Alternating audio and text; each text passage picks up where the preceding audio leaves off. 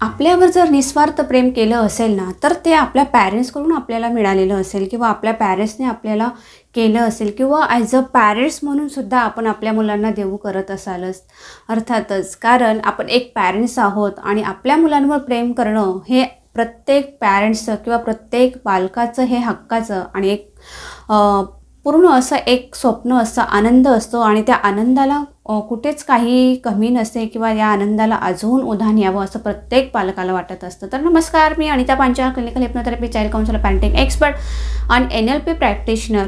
मी गेल्या व्हिडिओमध्ये सुद्धा एक पॅरेंटिंगवरचंच मी सध्या व्हिडिओ करत आहे, पॅरेंटिंगवरच मी सध्या बोलत आहे. आणि आता हा खास करून जो व्हिडिओ आहे एक पॅरेंट्ससाठी आहे, एक वडिलांसाठी आहे.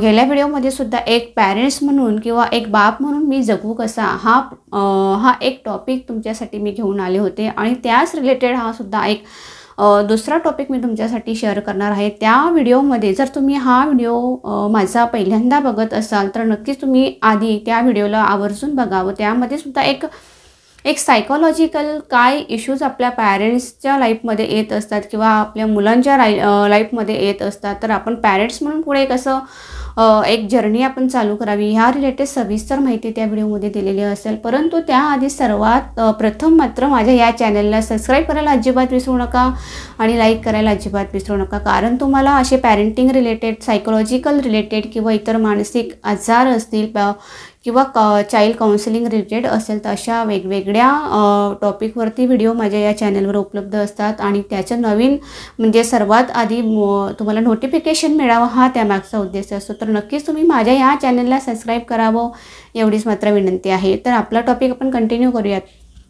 तर आजचा म्हणजे गेल्या वेळेस मी तुम्हाला म्हटल्याप्रमाणे की पालक होणं सोपं असतं परंतु पालकत्व निभावणं मात्र कठीण असतं. तर याच सेंटेन्सवरून जर आपण विचार केला तर पालक होणं मात्र सोपं आहे परंतु पालकत्व निभावणं कठीण आहे. तसंच आपल्या पालकांच्या लाईफमध्ये किंवा जर्नीमध्ये अनेक प्रसंग येत असतात आणि आपण त्याला अनेक प्रसंगांना सामोरे जात असतो. प्रत्येकाचा प्रवास हा खडतडच असतो असं नाही आहे, काहींचा खूप आनंदाने जात असेल परंतु ज्यामध्ये एक पालक म्हणून आपण एक स्ट्रगल करत असतो ना, तर या स्ट्रगलच्या मागे आपल्या ज्या काही भावना असतात आणि त्या आपल्या भावना आपल्या मुलांनी समजून घ्याव्या किंवा त्या मुलांपर्यंत पोचत आहेत की नाही हे आपल्याला कसं कळेल हे खूप महत्त्वाचं असतं. कारण आपलं फक्त एकच अपेक्षा असते की मी जे काही माझ्या आयुष्यामध्ये जे काही करेल, कारण कसं असं ना माणसाची जर्नी ही ना फक्त एक म्हणतो ना आपण एक फक्त देण्याचं काम करत असतो आणि पॅरेंटिंग जसं सुरू होतं तसं अजून मात्र त्याचं एक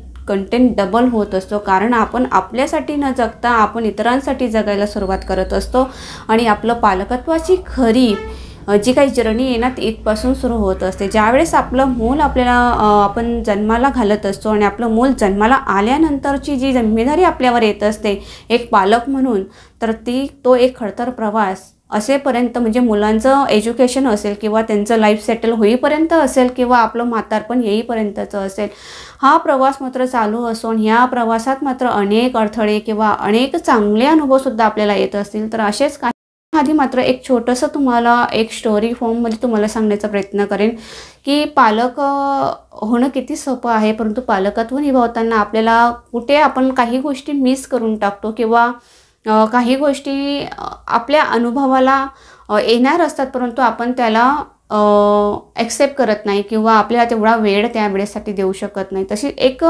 छोटीशी एक स्टोरी आहे एक वडिलांची आणि आईची.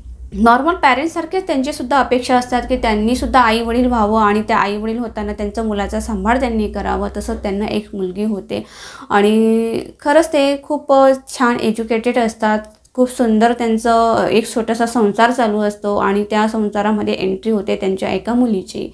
आणि जसं त्यांची मुलगी जन्माला येते तसं त्या वडिलांचं मात्र त्याच्या भाग्यदान खूप चांगलं प्रोसिजर चालू होत असते कामाची वगैरे आणि त्यामध्ये ते एवढी बिझी होऊन जातात आणि त्यांना एकच ध्येय असतं कारण त्यांना खूप दिवसानंतर हे अपत्य प्राप्त झालेलं असतं आणि त्यांचं एकच ध्येय असतं की माझ्या मुलीला कुठल्याही गोष्टीची कमी होऊ नये किंवा तिचं भविष्य जे आहे ते खूप उज्ज्वल व्हावं किंवा भविष्यामध्ये तिला कुठल्याही गोष्टीची कमतरता होऊ नये असं त्यामागचा एक उद्देश असतो. परंतु हे करत असताना मात्र ती जी जर्नी असते ना लहानपणाची, जे मुलं रेंगतं, मुलाच्या जे काही हावभाव असतात, ज्या काही हालचाली असतं, त्याचं खिदळणं, बाळगणं, हसणं, हे सर्व गोष्टी मात्र कुठे ना कुठे एक बाप म्हणून त्यावेळेस मात्र पाहता येत नाही आणि त्यावेळेस फक्त आपल्या जवळ असते ती फक्त आई असते, आपले घरचे असतात आणि जास्त करून आई आपल्या मुलांशी या पिरियडमध्ये खूप कनेक्ट असते आणि म्हटलं वडिलांना मात्र या सगळ्या गोष्टी हव्याशा वाटत असतात की आपल्या मुलांना आपण वेळ द्यावं किंवा त्यांचे हे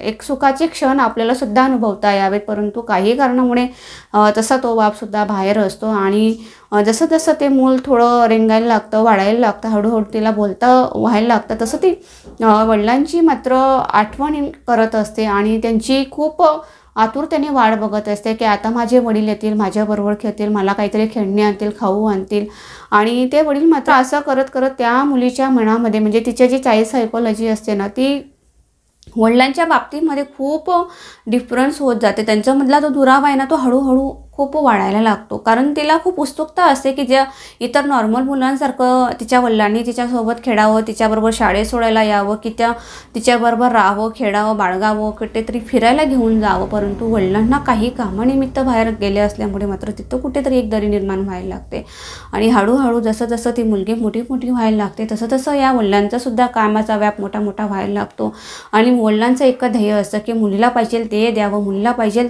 ते सगळं मिळावं आणि त्यासाठी मात्र मी फक्त पाहिजे तेवढं काम करून तिला पैसे मिळवून द्यावे. हा त्याला मागचा एक बापाचा एक उद्देश असतो आणि प्रत्येक पॅरेंट्सला हे वाटत असतं, कारण तो सुद्धा त्याच्या जागेवर तो बरोबर आहे आणि मुलगीसुद्धा तिच्या जागेवर बरोबर आहे, कारण तिला इमोशन्स पाहिजे बापाकडनं, भावना म्हणजे तिच्या कनेक्ट झालेल्या हव्या आहेत, तिला बापाचं प्रेम हवं आहे, बापाचा वेळ हवा आहे, परंतु इथं बापाला वाटतं की मी जर आज मेहनत घेतली तर पुढे जाऊन माझ्या मुलीचं भविष्य चांगलं सुधारणार आहे. तर ह्या दोन्ही दरींमध्ये या दोन्ही घटनांमध्ये जी मोठी दरी होत असते ना ती म्हणजे एक दुराव्याची होत असते, एक भावनांची होत असते आणि या भावनांच्या खेळमध्ये मात्र एक नातं कुठेतरी आपलं डिस्कनेक्ट होत असतं आणि हेच त्यावेळेस ते झालं.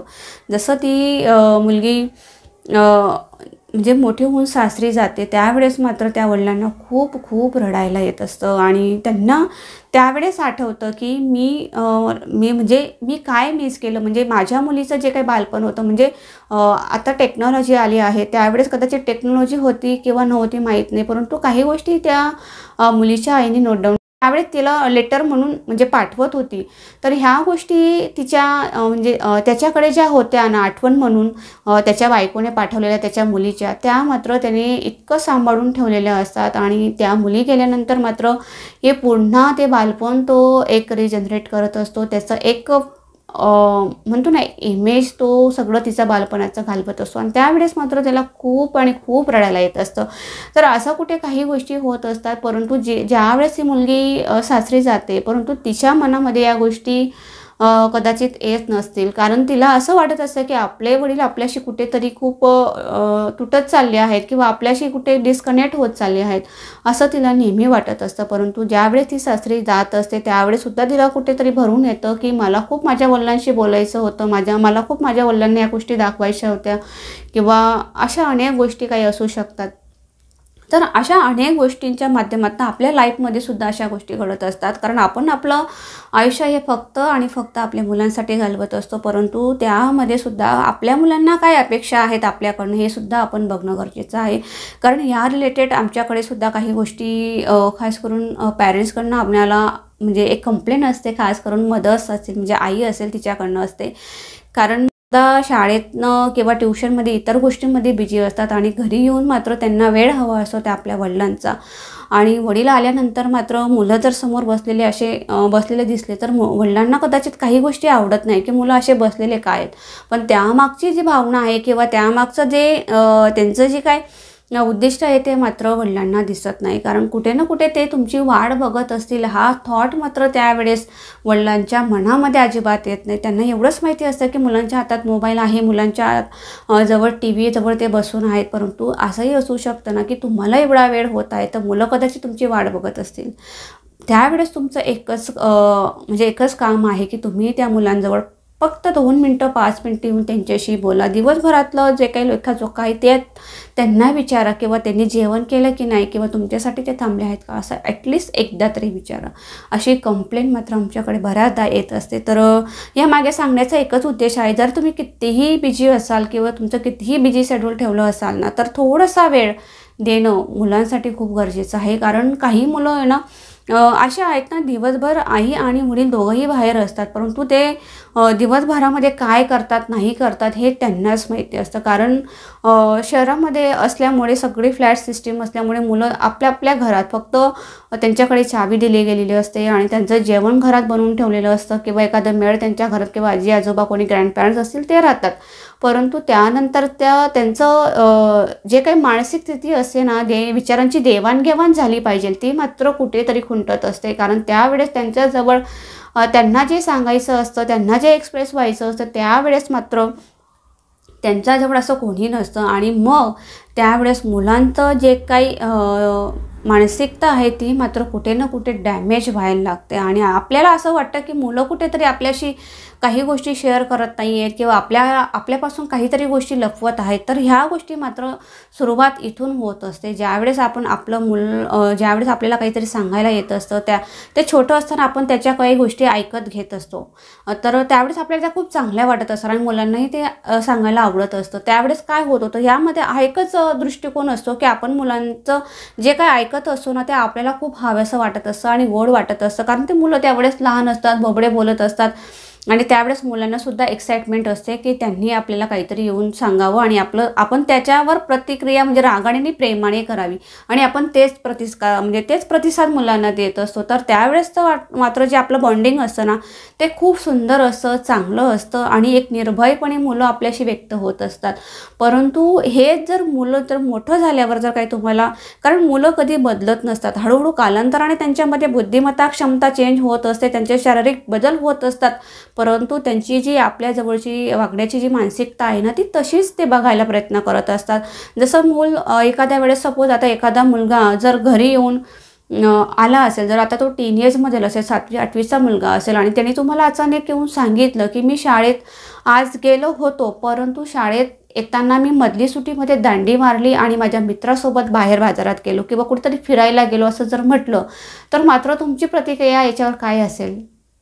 हे काही वेगळं सांगायला नको. कारण अर्थातच प्रत्येक पॅरेंट्स एक मोठ्या आवाजाने त्याला विचारेल किंवा 1000 प्रश्नांचा भडीमार त्याच्यावर होईल की तुला शाळेत पाठवलं, तू का गेला, कशाला गेला, नाही गेला, वाटेवर अनेक प्रश्न तिथं उभे राहतील. आणि तिथं मात्र आपण प्रतिक्रिया म्हणजे त्याच्यावर जी प्रतिक्रिया देणार आहोत ना, ती निगेटिव्हच, अर्थात 101% निगेटिव्ह असू शकते. आणि ह्याच म्हणजे उदाहरणार्थ सांगायचं असं की आपण ज्यावेळेस मुलांना विचारतो त्यामागचं कारणसुद्धा किंवा त्यामागचं वेळ आणि त्या गोष्टीला किती तथ्य हे सुद्धा जाणून घेणं गरजेचं आहे. जर तुम्ही मुलांना विचारलं, प्रामाणिकपणे जर विचारलं, म्हणजे शांततेने जर विचारायला जर घेतलं, तुम्ही असे विचारू शकतात की तू गेला होतास, इट्स ओके, ठीक आहे, परंतु तू कुठे गेला होतास, काय काय केलं, नाही केलं, ह्या गोष्टी जर तुम्हाला जाणून घ्यायच्या असतील तर मात्र तुम्हाला तिथं प्रेमाने बोलणं गरजेचं आहे. आणि जर तुम्ही ह्याच गोष्टी त्याला रागाने विचारत असाल किंवा संतापाने तुम्ही त्याच्यावर सगळं भडीमार करत असाल, तर मात्र तिथं कुठेतरी आपल्याला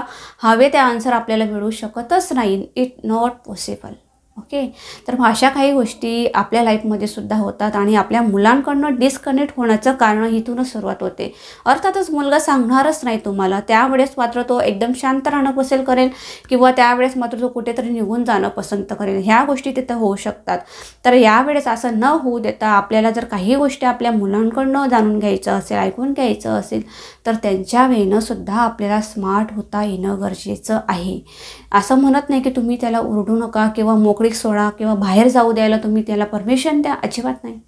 परंतु आधी जाणून घेणं गरजेचं आहे, त्यावर मात्र तुम्ही प्रतिक्रिया करा. त्याला याची जाणीव करून द्या की तू गेल्यानंतर तिथं काय झालं किंवा तुझं काय नुकसान झालं किंवा तुझा काय त्यामध्ये फायदा झाला. हे मात्र खूप मुलांना त्यांच्या पद्धतीने हँडल करता करता निदर्शनास आणून देणं खूप गरजेचं आहे. परंतु आपलं कुठेतरी एवढं पेशन्स आपल्यामध्ये नसतात आणि आपण एवढं पेशन्स मुलांपेक्षाही आपल्यामध्ये अजिबात पेशन्स नसतात आणि आपण पेशन्स सोडून आपण त्यांच्या पलीकडे जाण्याचा प्रयत्न करत असतो. एखादी मुलगी जर बाहेर जात असेल, ट्युशनमधून जर ती बाहेर गेली असेल, तर मात्र इकडे सुद्धा आईला चैन पडत नाही. ती कुठे गेली असेल, इतका वेळ झाला अजून कशी घरी आली नाही, का आली नाही, मग तिला कॉल करणार किंवा मैत्रिणीला कॉल करणार. मग तिथं कुठे होतं ना, हा अविश्वास निर्माण होतो. कारण असे बऱ्याचदा आमच्यापर्यंत म्हणजे गर्ल्सचे इश्यू असे असतात की मुलींना बाहेर जायचं असतं, तर ते एक तर पॅरेंट्सला परमिशन घेऊन काय नको घेऊ ह्या भ्रमात असतात आणि पॅरेंट्सला विचारलं तरी ते परमिशन अजिबात देणार नसतात. त्यामुळे काय होतं, मग ते मुलं बाहेर जातात आणि मग बाहेर गेल्यानंतर त्यांना थोडाही जरी उशीर झाला तर ते मात्र कळवत नाही. जरी कळवलं असेल तर मात्र आपण पॅरेंट्स म्हणून त्यावर किती विश्वास ठेवतो हे खूप महत्त्वाचं आहे. आणि मग जरी विश्वास ठेवला असेल तर आपलं मग जे काही माइंड आहे, जे काही मन आहे ते मात्र संशय वृत्तीचं त्यावेळेस होत असतं आणि त्यावेळेस मात्र आपण आपल्या मुलांना हे खोदकाद न करता आपण कोणाला विचारत असतो की त्यांच्या इतर फ्रेंड्स सर्कलला, आणि ते फ्रेंड्स सर्कल त्यांच्यामधलेच असतात, तर आपल्याला ते खरं सांगणार आहेत का? अजिबात नाही. त्यावेळेस ह्यामध्ये एकच महत्त्वाचा उद्देश असतो की आपल्या मुलांवर आपल्याला विश्वास दाखवणं गरजेचं आहे. ज्यावेळेस तुमचा अविश्वास निर्माण होईल ना, त्यावेळेस मात्र तुमच्या मुलांचं बॉन्डिंग ऑटोमॅटिकली डिस्कनेक्ट होईल आणि त्यावेळेस मात्र ते इतर वेळी जायला लागतील, इतरांना त्या गोष्टी शेअर करायला लागतील, इतरांना सांगायला लागतील.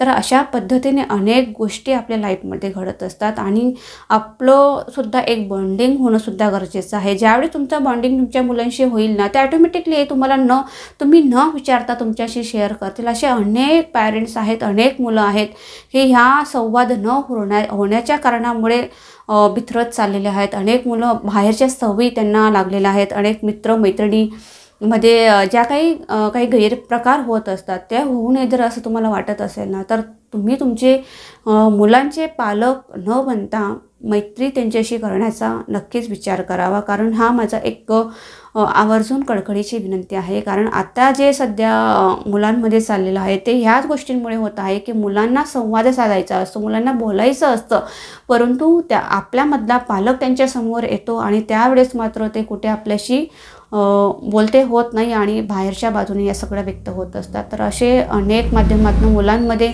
भरकटच जाण्याचं प्रमाण होत असतं. मुलांमध्ये एक सायकोलॉजिकली डिस्टर्ब होण्याची कारणं होत असतात. काही मुलं टॉर्चर करत असतात बाहेरच्या जगामध्ये आपल्या मुलांवर, ते सुद्धा आपल्याला कळत नाही.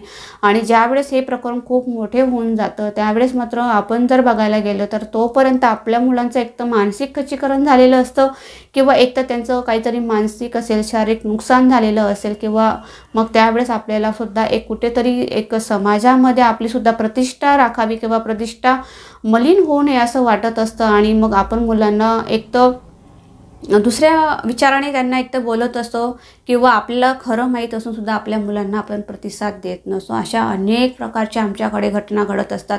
अनेक प्रकारच्या घटना आमच्यापर्यंत काउन्सिलिंगमध्ये पॅरेंट्सकडनं किंवा मुलांकडून आम्हाला ऐकायला मिळत असतात. तर असं प्रत्येकाच्या लाईफमध्ये कधीच होऊ नये.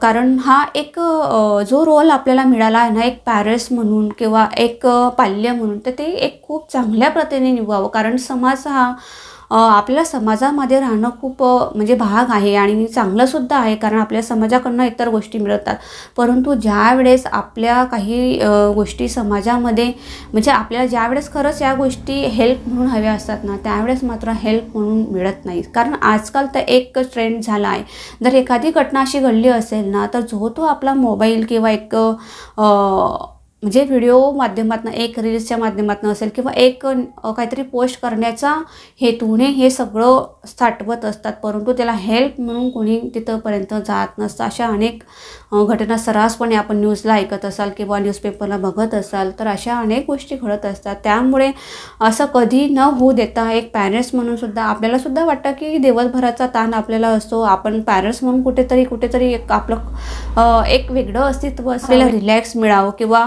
कुठेतरी शांतता आपल्याला लागावी, कारण दिवसभराचं आपल्या बॉसचं कामाचं जे काही बर्डन असेल, आपल्या कर्मचाऱ्यांसोबत झालेलं काही जे काही संभाषण असेल, ह्यामधून आपल्याला कुठे ना कुठे एक ट्रेस येतच असतो आणि संताप आपल्यामध्ये येत असतो आणि तो कुठे ना कुठे आपण घरामध्ये व्यक्त करत असतो किंवा आपल्याला सुद्धा वाटतं की तो मुलांवर निघू नये म्हणून आपण मुलांना कुठेतरी अवॉइड करत असतो की तू आता माझ्याशी काही बोलू नको, तू सडनली जा.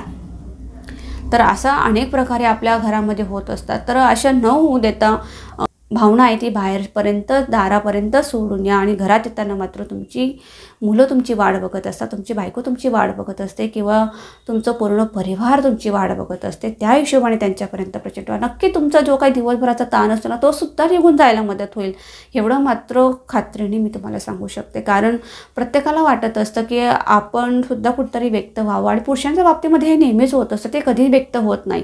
त्यांना फक्त जे काही चाललं आहे ते चालू द्यायचं असतं आणि कुठेतरी व्यक्त व्हायचा वेळ आला तर ते पूर्णपणे व्यक्त होत नसतात. दुसऱ्यांचं ऐकून घेण्यामध्ये त्यांचं खूप पणा असतो आणि हा मोठेपणा मात्र आपण सुद्धा एक कधीतरी छोटं होऊन बघावं आणि आपल्या मुलांशी सुद्धा वागताना आपण सुद्धा एक कधीतरी छोटं होऊन बघावं. नक्कीच आपल्याला मोकळीक होता येते आणि यातनं आपल्याला कुठेतरी चांगले मार्गसुद्धा मिळतात. तर तुम्ही तुमचं पॅरेंटिंग चांगल्या पद्धतीने तुमच्या मुलांसोबत घालवा, तुमचं पालकत्व अजून बहार देण्याचा प्रयत्न करा, हाच यामागचा उद्देश होता.